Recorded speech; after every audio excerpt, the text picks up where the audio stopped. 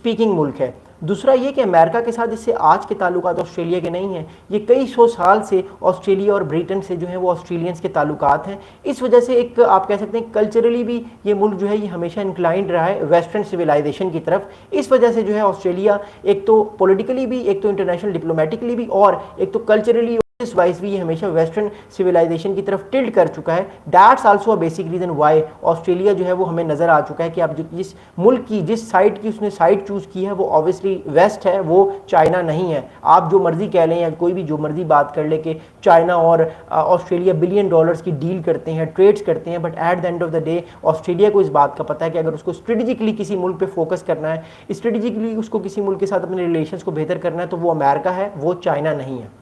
अगला पॉइंट मैं आप लोगों के साथ बताऊंगा वो क्या है। अगला पॉइंट ये है कि अमेरिका जो है वो भी अपनी एक तरह से डिफेंस को बेहतर करने की कोशिश कर रहा है, अपने अलाइज को खुश करने की कोशिश कर रहा है। प्रेसिडेंट ट्रंप बेशक ये कह रहे हैं कि वो टैरिफ पे बात करना चाहते हैं, लेकिन दूसरी तरफ हमें प्रेसिडेंट ट्रंप की तरफ से मैसेज ये आ रहा है कि प्रेसिडेंट ट्रंप अपने जो अलाइज हैं, खासतौर पर जो चाइना को काउंटर करना चाहते हैं, वो उनका साथ ज़रूर देंगे, चाहे वो फिर ऑस्ट्रेलिया हो, चाहे वो फिर यूके हो। अगला इंपॉर्टेंट पॉइंट ये है कि अब हम चाइना की तरफ फोकस करेंगे, क्योंकि देखिए ये न्यूक्लियर सबमरीन डील जो है ये बेसिकली काउंटर करने के लिए सिर्फ चाइना को ही है, क्योंकि हम सबको पता है कि अमेरिका जो अपने अलाइज को इतना सपोर्ट कर रहा है, इतना ताकतवर बना रहा है, वो बेसिकली चाइना को काउंटर करने के लिए ही बना रहा है। और हमने इस बात को बार बार किया, मैंने आप लोगों के साथ ये बार बार बात की कि 2017 के बाद हमारे पास जो भी राइटिंग मटीरियल आ रहा है, रीडिंग मटीरियल आ रहा है, उसमें न्यू कोल्ड वॉर का जिक्र बार बार है। कई लोगों ने तो न्यू कोल्ड वॉर्स के नाम से किताब भी लिख दी और बहुत अच्छी किताबें लिखी हैं कि हम एक नई सर्द जंग में हैं, हम न्यू कोल्ड वॉर में आ चुके हैं, जिसमें एक तरफ चाइना है, उसका एलाई रशिया है, दूसरी तरफ अमेरिका है और उसके नेटो एलाइज हैं।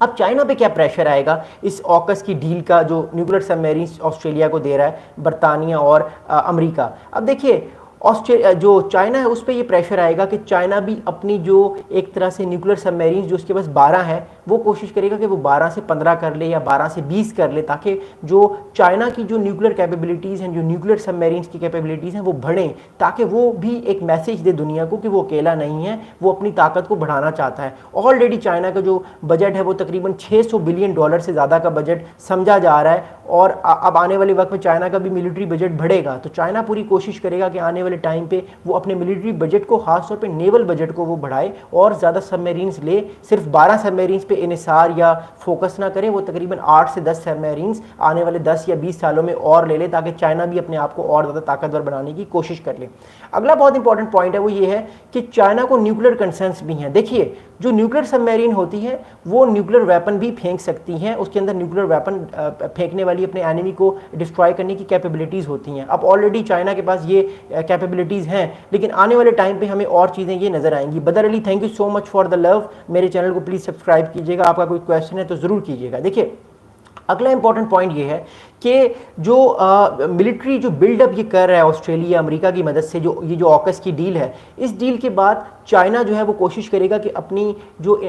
इन्वेस्टमेंट्स हैं उन इन्वेस्टमेंट्स को और ज़्यादा बेहतर करे, अपनी इन्वेस्टमेंट्स को और ज़्यादा तगड़ा करे, और ज़्यादा स्ट्रॉन्ग करे, ताकि उसकी जो एक ताकत है, उसकी जो पावर है वो आने वाले वक्त में और ज़्यादा ताकतवर हो, और उसको किसी तरह के जो मामलात हैं वो उसके ख़राब ना हो, और वो और ज़्यादा अपने आप को जो है वो स्ट्रॉन्ग करे, क्योंकि ये उसके लिए बहुत ज़रूरी होगा आने वाले कुछ दिनों में। अगला बहुत इंपॉर्टेंट पॉइंट है कि आप ये देख रहे हैं कि चाइना एक तरह से डिप्लोमेटिक कैंपेन भी कर रहा है। बार बार प्रेसिडेंट शी जो है वो ये कह रहे हैं कि वो एक तरह से जो है वो अपने आप को